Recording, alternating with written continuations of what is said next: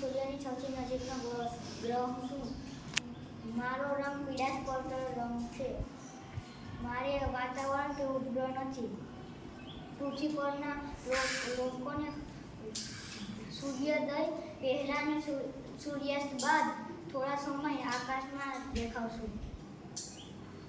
મારું નામ શુક્ર છે. હું સૌર પરિવારનો સૌથી ચમકતો ગ્રહ છું. હું કદ અને વજનમાં પૃથ્વી જેવો જ છું. જાણે પૃથ્વીનો જોડિયો ભાઈ. હું ચળકાટમાં ચંદ્રને મળતો આવું છું. મારે એક પણ ઉપગ્રહ નથી. મારી આસપાસ વાયુઓ અને વાદળાઓના ઘટ આવરણોના કારણે મારો અભ્યાસ બહુ થઈ શક્યો નથી. મારું નામ પૃથ્વી છે. મારું સ્થાન સૂર્ય અને મંગળની વચ્ચે આવેલું છે. મારા પોતાની ધરી પર ફરવા 24 કલાકમાં એક આંટો પૂરો કરું છું. જ્યારે સૂર્યની ફરતે એક આંટો લગાવવા મારે લગભગ 365 દિવસ લાગે છે. મારા પર દિવસ રાત અને ઋતુઓ જેવી ઘટનાઓ જોવા મળે છે.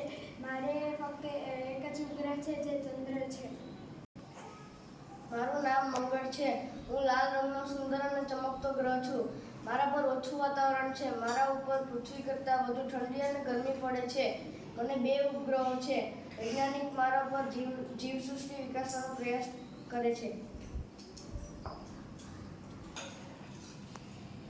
મારું નામ ગુરુ છે. હું આચો પેપર સફેદ ગ્રહ છું. મારી આસપાસ વાયુ અને વાતાવરણ છે.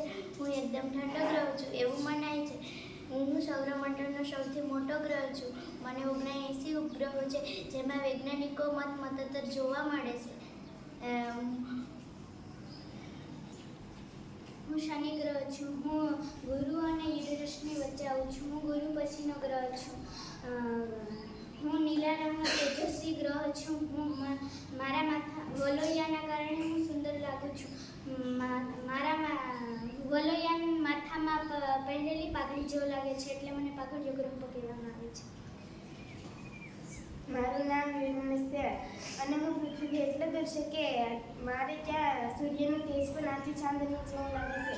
મારી શોધ એક ખગોળશાસ્ત્રીએ 1781માં કરી હતી અને હું ખૂબ જ ઠંડક રહેશું. મારું નામ નેપ્ચ્યુન છે. હું નીલા રંગનો ગ્રહ છું. મારા વાતાવરણમાં મિથેન નામનું ઝેરી વાયુ છે. મારે પણ પૃથ્વી જેમ ઋતુ પરિવર્તન થતા જોવા મળે છે. હું પૃથ્વીનો એકમાત્ર ઉપગ્રહ છું. મને પૃથ્વીને એક આંટો પૂરતો કરવા માટે તથા પોતાની ધરી પર એક આંટો પૂરો કરતા 27 દિવસ લાગે છે. મને વાતાવરણ નથી. મારા ઉપર પાણી અને વાતાવરણ ન હોવાથી જીવન નથી.